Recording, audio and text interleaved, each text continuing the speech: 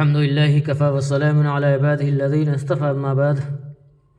آج سورہ غافر کی آیت نمبر 57 سے اس کا ترجمہ و تفسیر بیان کیا جائے گا۔ اعوذ باللہ من الشیطان الرجیم، بسم اللہ الرحمن الرحیم۔ شروع اللہ کے نام سے جو بڑا مہربان اور نہایت رحم کرنے والا ہے۔ لخلق السماوات والارض اکبر من خلق الناس ولکن اکثر الناس لا يعلمون۔ آسمانوں اور زمین کی تخلیق در حقیقت انسانوں کی تخلیق سے بڑھ کر ہے، پھر بھی زیادہ تر لوگ نہیں جانتے۔ وَمَا يَسْتَوِي الْأَعْمَى وَالْبَصِيرُ وَالَّذِينَ آمَنُوا وَعَمِلُوا الصَّالِحَاتِ وَلَا الْمُسِيءُ قَلِيلًا مَا تَتَذَكَّرُونَ۔ اور اندھے اور دیکھنے والے برابر نہیں ہیں، اور نہ وہ جو ایمان لائے اور نیک کام کیے، اور جو برے کام کرتے ہیں تمہیں بہت کم یاد ہے۔ ان الساعۃ لآتیۃ لا ریب فیہا ولکن اکثر الناس لا یؤمنون۔ بے شک قیامت آنے والی ہے، اس میں کوئی شک نہیں، لیکن اکثر لوگ ایمان نہیں لاتے۔ اللہ ہمیں بتاتا ہے کہ وہ قیامت کے دن اپنی مخلوق کو واپس لائے گا۔ یہ اس کے لیے بہت آسان ہے، کیونکہ اس نے آسمانوں اور زمین کو پیدا کیا ہے، اور ان کا پیدا کرنا انسانوں کو پہلی بار اور جب وہ دوبارہ تخلیق کرے گا اس سے بڑا ہے۔ جو اس پر قادر ہے وہ ہر اس چیز پر قادر ہے جو اس سے کم ہو۔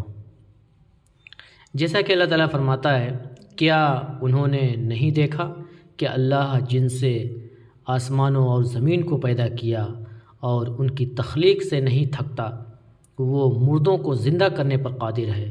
ہاں بے شک وہ ہر چیز پر قادر ہے۔ اللہ یہاں بھی فرماتا ہے، آسمانوں اور زمین کی تخلیق در حقیقت انسانوں کی تخلیق سے بڑھ کر ہے، پھر بھی اکثر انسان نہیں جانتے، اس لیے وہ اس دلیل پر غور و فکر نہیں کرتے۔ اسی طرح بہت سے عربوں نے تسلیم کیا کہ اللہ نے آسمانوں اور زمینوں کو پیدا کیا ہے، لیکن انہوں نے قیامت کے تصور کا انکار کیا اور رد کیا۔ انہوں نے اس چیز کو تسلیم کیا جو اس سے بڑا تھا جس کا انہوں نے انکار کیا۔ پھر اللہ تعالیٰ فرماتا ہے، اور نابینا اور دیکھنے والے برابر نہیں ہیں، اور نہیں ایمان والے اور نیک عمل کرنے والے اور برے کام کرنے والے برابر نہیں ہیں۔ تم کو بہت کم یاد ہے۔ اندھا جو کچھ نہیں دیکھ سکتا وہ بینا جیسا نہیں ہوتا۔ وہ انسان جو ہر چیز کو دیکھ سکتا ہے جہاں تک اس کی نظر پہنچتی ہے، ان دونوں میں بڑا فرق ہے۔ اسی علامت سے نیک مومن اور فاسق کافر برابر نہیں ہیں۔ تمہیں بہت کم یاد ہے، یعنی اکثر لوگ بہت کم یاد رکھتے ہیں۔ یقیناً قیامت آنے والی ہے، یعنی وہ ضرور آنے والی ہے، اس میں کوئی شک نہیں، پھر بھی اکثر لوگ ایمان نہیں لاتے، یعنی وہ اس پر ایمان نہیں رکھتے اور در حقیقت وہ اس کے وجود پر شک کرتے ہیں۔ وقال ربكم ادعوني استجب لكم ان الذين يستكبرون عن عبادتي سيدخلون جہنم داخرین۔ اور آپ کے رب نے فرمایا کہ مجھے پکارو، میں تمہاری دعا قبول کروں گا۔ جو لوگ میری عبادت سے عار کرتے ہیں وہ ذلیل ہو کر جہنم میں داخل ہوں گے۔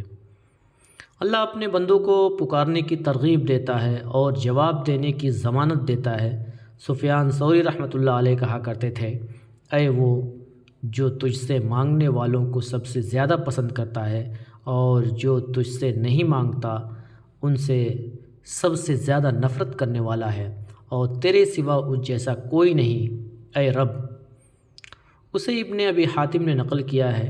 اسی طرح شاعر نے کہا، اللہ تعالیٰ اس بات کو ناپسند کرتا ہے کہ اس سے سوال نہ کیا جائے، اور ابن آدم اس سے سوال کیے جانے کو ناپسند کرتا ہے۔ 3 چیزیں عطا کی جو اس سے پہلے کسی قوم کو نہیں دی گئیں، صرف انبیاء کو۔ جب اللہ تعالیٰ نے ایک نبی بھیجا تو اس سے فرمایا کہ تم اپنی امت پر گواہ ہو، لیکن آپ کو انسانوں پر گواہ بنایا گیا ہے۔ انبیاء علیہ الصلاۃ والسلام سے فرداً کہا گیا کہ اللہ نے تم پر دین میں کوئی تنگی نہیں رکھی، بلکہ اس پوری امت سے فرمایا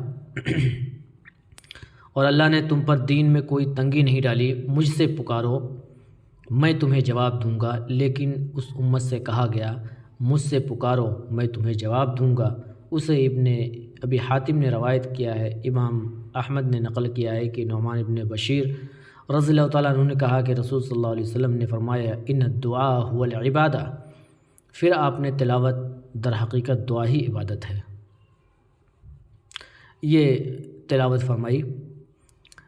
اور آپ کے رب نے فرمایا مجھے پکارو میں تمہیں جواب دوں گا، بے شک جو لوگ میری عبادت کو حقیر سمجھتے ہیں وہ ذلیل و خوار ہو کر جہنم میں داخل ہوں گے۔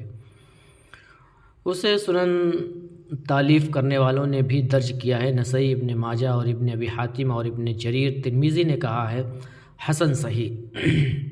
اسے ابو داؤد، ترمذی، نسائی اور ابن جریر نے بھی مختلف کے ساتھ نقل کیا ہے۔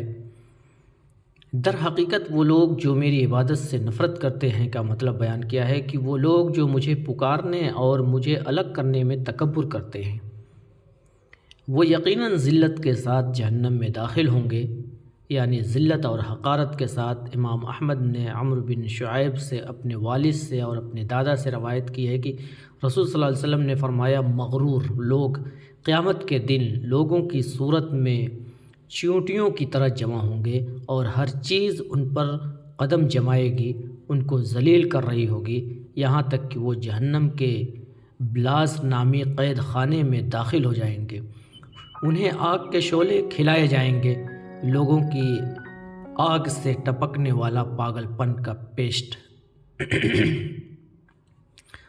اللہ الذی جعل لکم اللیل لتسکنوا فیہ والنہار مبصرا ان اللہ لذو فضل علی الناس ولکن اکثر الناس لا یشکرون۔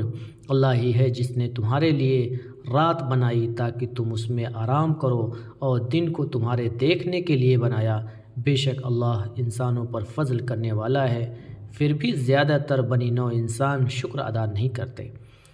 ذالکم اللہ ربکم خالق کل شیء لا الہ الا ہو فانا توفکون۔ یہی اللہ ہے تم سب کا رب، ہر چیز کا خالق، اس کے سوا کوئی معبود نہیں، پھر کہاں تم پھرے جاتے ہو۔ کذالک یوفک الذین کانوا بآیات اللہ یجحدون، اس طرح ان لوگوں کو پھیر دیا گیا جو اللہ کی آیات کا انکار کرتے تھے۔ اللہ الذی جعل لکم الارض قرارا والسماء بناء وصورکم فاحسن صورکم ورزقکم من الطیبات ذالکم اللہ ربکم فتبارک اللہ رب العالمین۔ اللہ ہی تو ہے جس نے تمہارے لیے زمین کو ٹھہرنے کی جگہ اور آسمان کو چھت بنایا اور تمہاری صورتیں دیں اور تمہاری صورتیں اچھی اور پاکیزہ بنائیں اور تمہیں پاکیزہ چیزیں دی، وہی اللہ تمہارا رب ہے۔ پس اللہ پاک ہے جو تمام موجودات کا رب ہے۔ هو الحی لا الہ الا هو فدعوہ مخلصین لہ الدین الحمد للہ رب العالمین۔ وہ زندہ ہے جس کے سوا کوئی معبود نہیں، پس تم خالص اسی کی عبادت کرتے ہوئے اسے پکارو، تمام خوبیاں اللہ ہی کے لیے ہیں جو تمام جہانوں کا رب ہے۔ اللہ کی قدرت اور وحدانیت کی نشانیاں۔ اللہ تعالیٰ ہمیں اپنی مخلوق پر اپنے فضل کی یاد دلاتا ہے کہ اس نے انہیں رات دی جس میں وہ آرام کرتے ہیں اور اپنی سرگرمیوں سے آرام کرتے ہیں تاکہ وہ دن کے وقت اپنی روزی کے لیے ان کے پاس واپس جائیں۔ اس نے ان کو اس کی روشنی کے ساتھ دن دیا ہے تاکہ وہ سفر کر سکیں اور اپنے کاروبار میں لگ جائیں۔ بے شک اللہ انسانوں پر فضل کرنے والا ہے، اس کے باوجود اکثر انسان شکر نہیں کرتے۔ پھر اللہ تعالیٰ فرماتا ہے وہ اللہ ہے جو تمہارا رب ہے، ہر چیز کا پیدا کرنے والا ہے۔ لا الہ الا اللہ، یعنی ان سب چیزوں کو کرنے والا اللہ ہی ہے، یکتا ہے، ہر چیز کا خالق ہے، جس کے سوا کوئی نہیں۔ پھر تم کس طرح منہ پھیر رہے ہو، یعنی تم ان بتوں کی پرستش عبادت کیسے کر سکتے ہو جو کچھ بھی نہیں بنا سکتے بلکہ خود اپنے ہاتھ کے بنے ہوئے اور تراشے ہوئے ہیں۔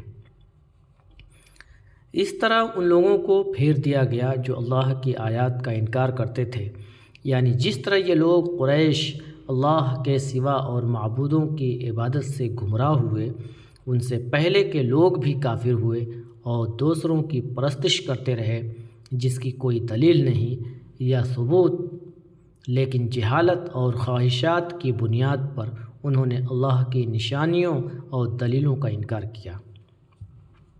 اللہ تعالیٰ ہمیں اپنی مخلوق پر اپنے فضل کی یاد دلاتا ہے کہ اس نے انہیں رات دی جس میں وہ آرام کرتے ہیں اور اپنی سرگرمیوں سے آرام کرتے ہیں، تاکہ وہ دن کے وقت اپنی روزی کے لیے ان کے پاس واپس جائیں۔ اس نے ان کو اس کی روشنی کے ساتھ دن دیا تاکہ وہ سفر کر سکیں اور اپنے کاروبار میں لگ جائیں۔ حقیقت میں اللہ انسانوں پر فضل سے بھرا ہوا ہے، پھر بھی انسانوں میں سے اکثر شکر نہیں کرتے، یعنی وہ ان نعمتوں کا شکر ادا نہیں کرتے جو اللہ نے انہیں عطا کیا۔ پھر اللہ تعالیٰ فرماتا ہے، وہ اللہ ہے جو تمہارا رب ہے، ہر چیز کا پیدا کرنے والا، لا الہ الا اللہ، یعنی ان سب چیزوں کو کرنے والا اللہ ہی ہے، اکیلا ہے، منفرد، ہر چیز کا خالق، جس کے سوا کوئی نہیں، دوسرا خدا نہیں۔ پھر تم کیسے منہ پھیر رہے ہو؟ یعنی تم ان بتوں کی پرستش کیسے کر سکتے ہو جو کچھ بھی نہیں بنا سکتے، بلکہ خود اپنے ہاتھ کے بنے ہوئے اور تراشے ہوئے ہیں۔ اس طرح ان لوگوں کو پھیر دیا گیا جو اللہ کی آیات کا انکار کرتے تھے، یعنی جس طرح یہ لوگ قریش اللہ کے سوا اور معبودوں کی عبادت سے گمراہ ہوئے، ان سے پہلے کے لوگ بھی کافر ہوئے اور دوسروں کی پرستش کرتے رہے جس کی کوئی دلیل نہیں یا ثبوت، لیکن جہالت اور خواہشات کی بنیاد پر انہوں نے اللہ کی نشانیوں اور دلیلوں کا انکار کیا۔ اللہ وہ ہے جس نے تمہارے لیے زمین کو ٹھہرنے کی جگہ بنایا، یعنی اس نے اسے مستحکم کیا اور تمہارے لیے پھیلا دیا تاکہ تم اس پر رہو اور اس میں سیر کرو، ٹہلو، گھومو، دیکھو۔ اس نے اسے پہاڑوں سے مضبوط کیا تاکہ وہ تجھ سے نہ ہلے، اور آسمان ایک چھتری کی طور پر دنیا کو ڈھانپنے والی اور حفاظت کرنے والی چھت، اور تمہاری صورتیں دی ہیں اور تمہاری صورتیں اچھی کی ہیں، یعنی اس نے تمہیں بہترین اور بہترین صورت میں پیدا کیا اور تمہیں پاکیزہ اور پاکیزہ چیزیں مہیا کی ہیں، یعنی دنیا میں کھانے پینے کا۔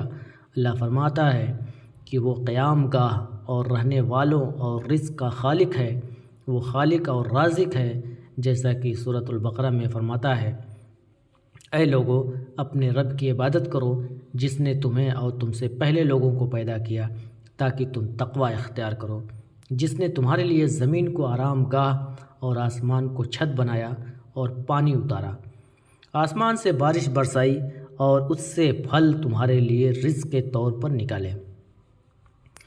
پھر اللہ کے ساتھ کسی کو شریک نہ ٹھہراؤ جبکہ تم جانتے ہو وہ اللہ ہے جو تمہارا رب ہے، پس اللہ پاک ہے جو تمام موجودات کا رب ہے، بلند و بالا اور پاکیزہ اور پاک ہے اللہ جو تمام جہانوں کا رب ہے۔ پھر فرماتا ہے وہ ہمیشہ زندہ رہنے والا ہے، یعنی وہ ہمیشہ زندہ ہے، ازل سے ابد تک، جو تھا، ہے اور رہے گا، اول و آخر، ظاہر پوشیدہ ہے،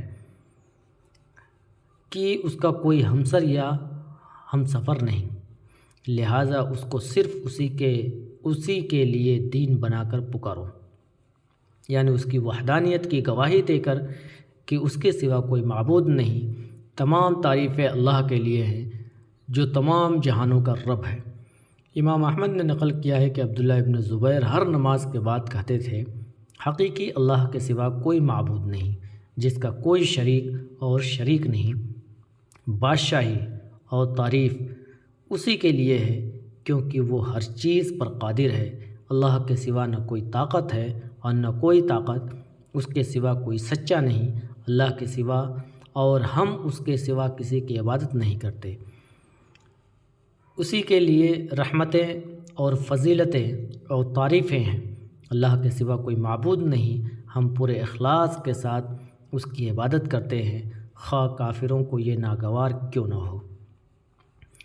رسول صلی اللہ علیہ وسلم ہر نماز کے بعد اسی طرح تحلیل کہتے تھے۔ اسی طرح مسلم، ابو داؤد اور نسائی نے بھی روایت کی ہے۔ اللہ تبارک و تعالیٰ سے دعا ہے کہ اللہ تبارک و تعالیٰ ہمیں اللہ کی وحدانیت اور اس کی قادر مطلق ہونے پر اللہ تبارک و تعالیٰ ہمیں ثابت قدم رکھے، اور اللہ تبارک و تعالیٰ ہمیں دوسری بری چیزوں سے بچائے اور اللہ اپنے حکم پر چلنے کی توفیق عطا فرمائے۔ وآخر دعوانا الحمدللہ رب العالمین۔